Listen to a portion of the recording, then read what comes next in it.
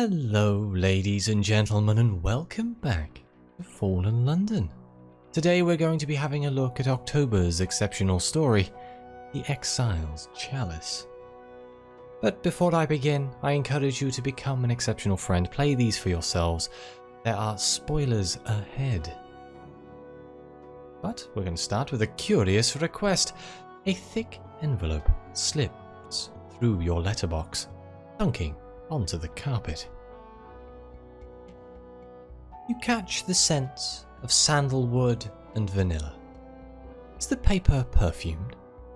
Inside are two items: a sepia-toned tintype, black and scratchy at the edges, and a letter. Let's extricate the tintype. The letter is folded around it, but you can glimpse something bright and strange captured on the metal. Now, a tintype, I believe, is the original photograph type? It's a direct positive on a thin sheet of metal coated with a dark lacquer, yes. It's a Z-scape, a jagged island rising out of mirrored water. Are those ruins on the cliffs, or grasping rock formations? The tintype is dark and blurred, a glittering light in the centre overexposing the image and making all other details murky. The island is surrounded by ships, vessels blazing with a harsh light that must have scorched the chemicals involved in the tintype's productions. The ships look alive, laced with veins, ocular crystals searching the shore. The Unterzee is full of forgotten crags and spits of rock forsaken by all but storm. But this island appears to hold the attention of an exceptionally strange naval power. And now, as you unfold the letter, it has the attention of another. You. When you unfold the letter, the handwriting is fluid and slanted, letters cresting over each other like waves. Hello. Forgive my presumption, but I have need of help. I am an archaeologist, the leading archaeologist on the subject of the Elder Continent, to be found in London. The tintype enclosed shows Myriad, a lost kingdom in the Promised Sea, under threat from the naval fist of the Prester. Myriad and its priceless secrets are in great danger, and none but I know it. I come to you because, and we have three options here. We can either say because we have a ship. Access to the wide reaches of the Zee does open up a wealth of opportunities. We can say we are an established archaeologist. It is true, your name does grace a number of notable papers and discoveries. It does indeed. You possess invaluable first-hand experience. You were there when the lost Isle of Myriad rose from the deeps. Apparently I was. Or because nobody else will help me. So you are this mystery petitioner's last resort. Well, there is a sort of nobility to that. I think we shall go with an established archaeologist. This matter, I can say, is an archaeological one, and I welcome the chance to add your expertise to my own. It may not be profitable. It will be dangerous, possibly mortally so. But if I do not go, then the last vestiges of a great nation will die at the Prester's command. And if I go alone, I face certain failure. Forgive my elusiveness. The spies of London and the Prester are everywhere. I will be at the Museum of Prelapsarian History in Vale Garden. I hope you will meet me, and I may speak plainly. Walk in light. Somebody at odds with both London's government and the Presbyterates? Curious indeed. To the museum. Someone, in muddy boots and an oversized jumper, is locked in glum disagreement with a museum attendant. Impossible, the attendant explains. It is a myth, a fairy story told to children in the Presbyterate to frighten them into obedience. Her nervous eyes and slight upward inflection turn the assertion into a question. The jumpered individual's fingers linger on a glass case protecting a delicate scrimshaw. No, they say, it was real, no matter what they say. See the chalice carved here. See how the woman is facing away from the mountain. This is for Myriad. The morbid archaeologist looks up as you approach, recognition sweeping across their face. In the air, sandalwood and vanilla. Well, let's interrupt this debate. There is little doubt that this is the author of the letter, and the attendant is positively pleading for escape. My lady, you came. The morbid archaeologist is not affiliated with the museum, they explain, searching for a bench far away from potential eavesdroppers. But if these things are going to be put on display, they may as well do it right. I am an archaeologist, yes, but an archaeologist from the Elder Continent. Our lives and memories are rather longer.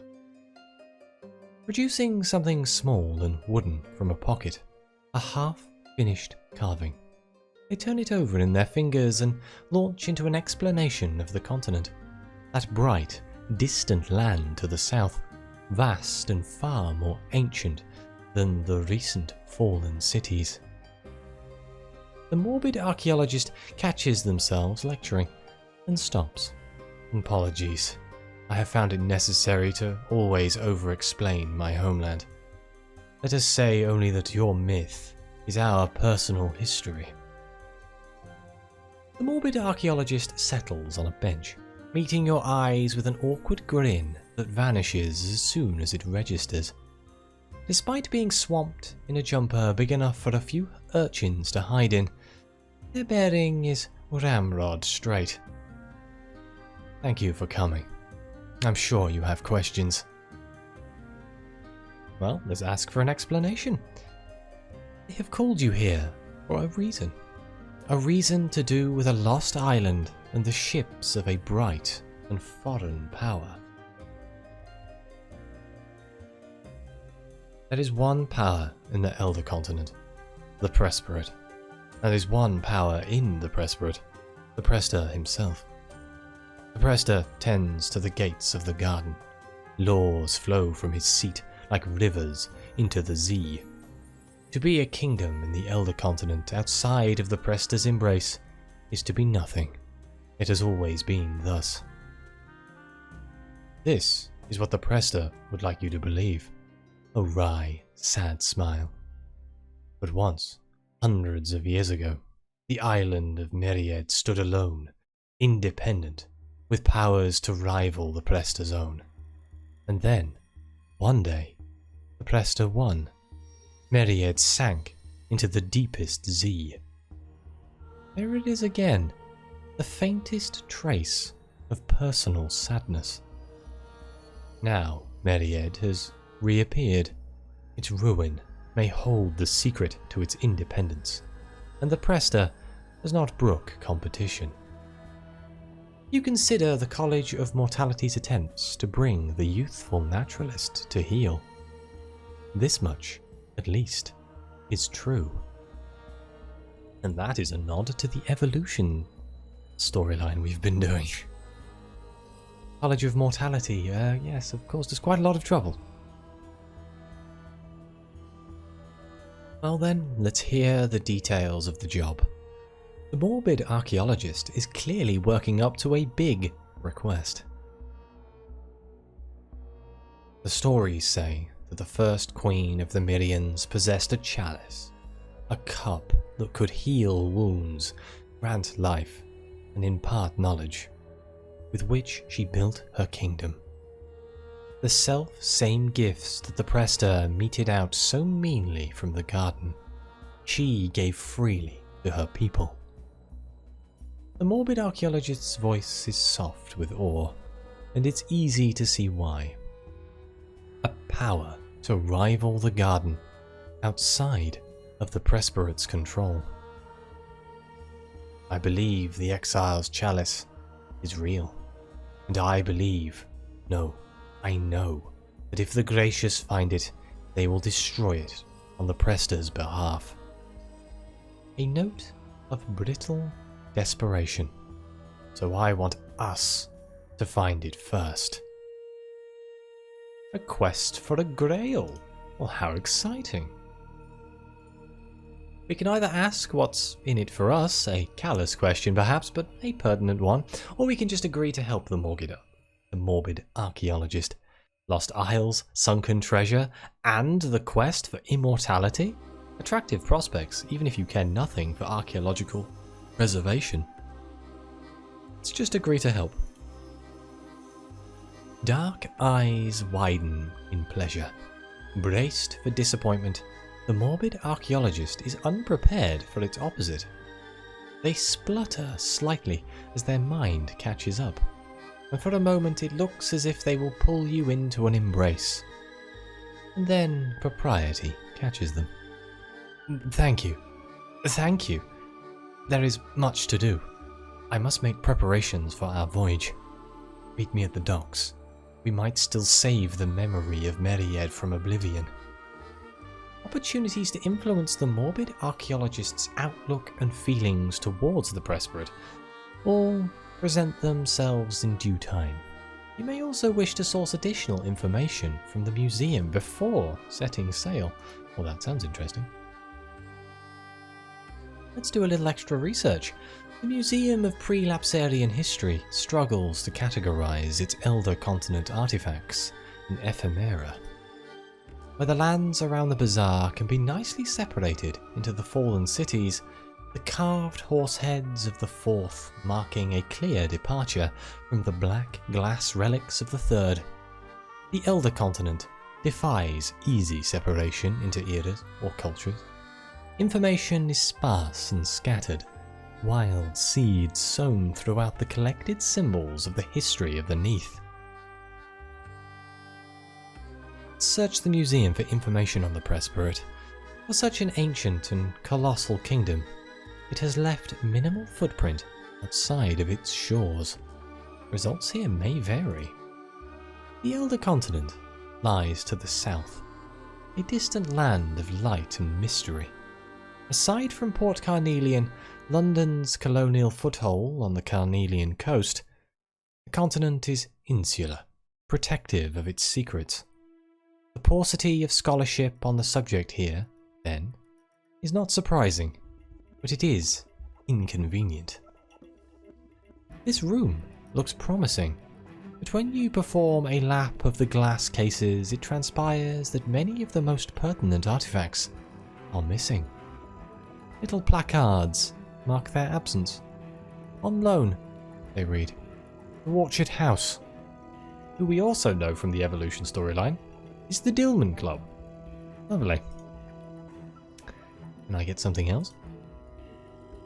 You are able to piece together fragments about the peoples of the Presbyterate, the reviled ranks of the Replete, the fearsome cavalry of Vestia, the melancholy Huz, the golden, gracious, kindly, and terrible, standing guard over the continent's border with the Z. Something else, maybe? The Presbyterate, it seems, is a place of many laws.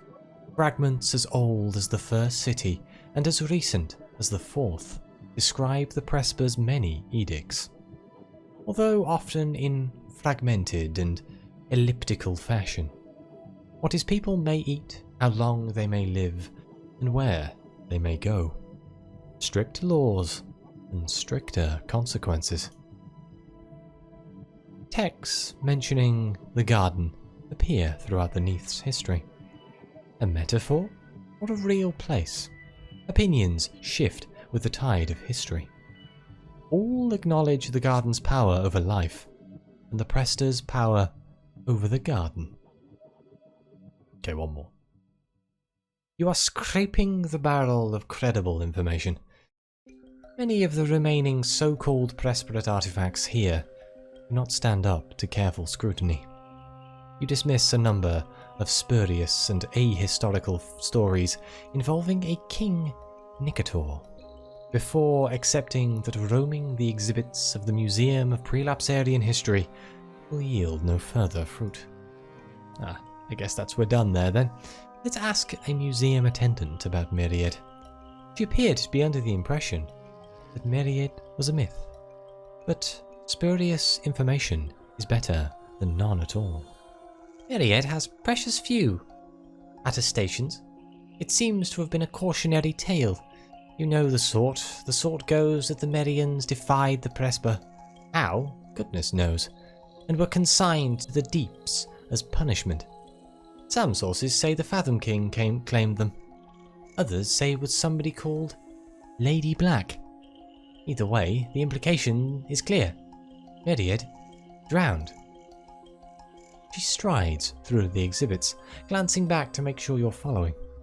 Here, she says in front of a scroll adorned with pictograms. This is one of the most recent attestations. She reads it in the sing-song cadence of a nursery rhyme.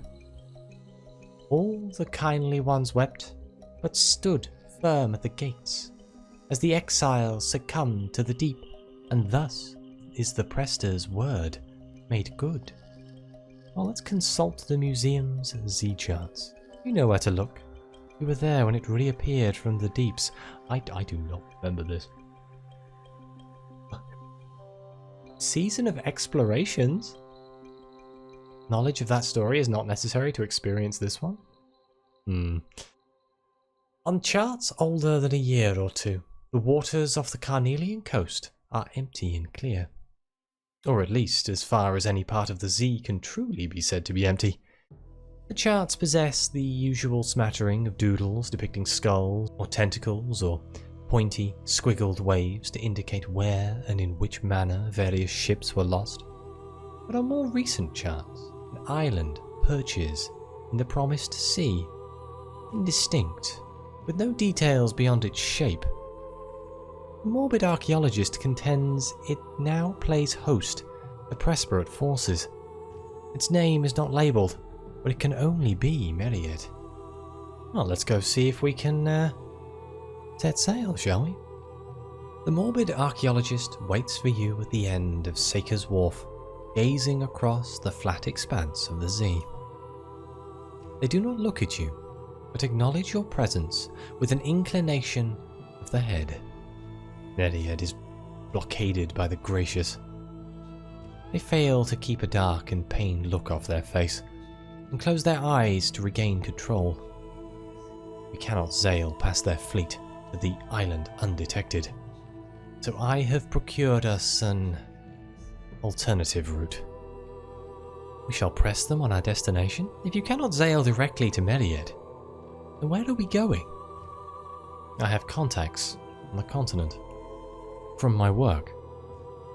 Not all of them are friends with the Presbyterate, and there are ways onto Myriad that circumvent the Gracious and their living ships entirely.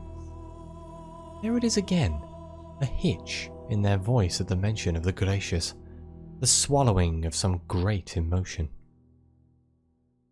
They pull out a map of the Carnelian coast and point at an unnamed inlet. It's hardly more than a dimple, a tiny dent in the vast jungle between the labels reading Port Carnelian and the Court of the Wakeful Eye. This is where we chart our course. Okay, well, we can chart a course to the Archaeologist's Inlet. They are impatient to get going. Myriad and its mysteries await far across the dark waters. Be prepared to leave London for a while before embarking on your journey. We recommend that you're watchful, shadowy, dangerous and persuasive be at least 25 each. I think we'll be okay. The Morbid Archaeologist stands at the railing and retrieves their half-carved trinket as the gas lamps recede into the darkness. They begin to whittle, little curls of rich wood falling into the water. It has been a long, long time since I was last at Z. Let us hope I still remember enough to be useful. They are not smiling, exactly, although the words take the shape of a joke. They turn, offering an open palm. Their carving is finished. The burra of a tree, heavy with apples, sits there. A potent symbol of the continent. Apples are said to keep the wax wind away. You close your fingers around it. For luck. Oh, and now we sail.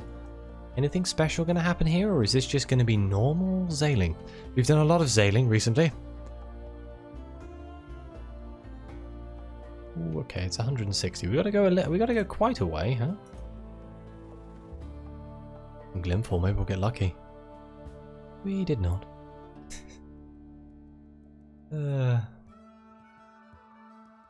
Put your backs into it, lads. Get us past this.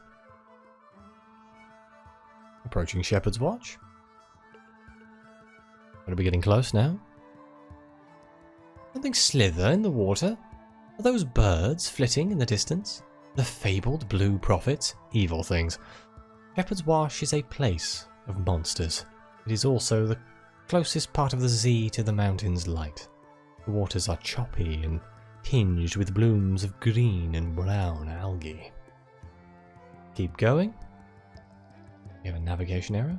I like this one because we can use our exceptional friend benefit here. Almost there. One more. Corsair galley. Can we shoot at this Corsair galley? Yes. Aha! Here we are. Gold ships, red waters. The waters around the Carnelian coast glitter with the reflected light of the mountain. And another, much closer illumination.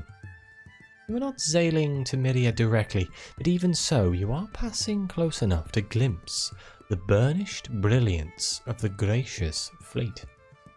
The full naval might of the Presbyterate occludes the lost island, a searing glory of sail and skin and crystal. The gracious sail in living ships. The morbid archaeologist is at your shoulder.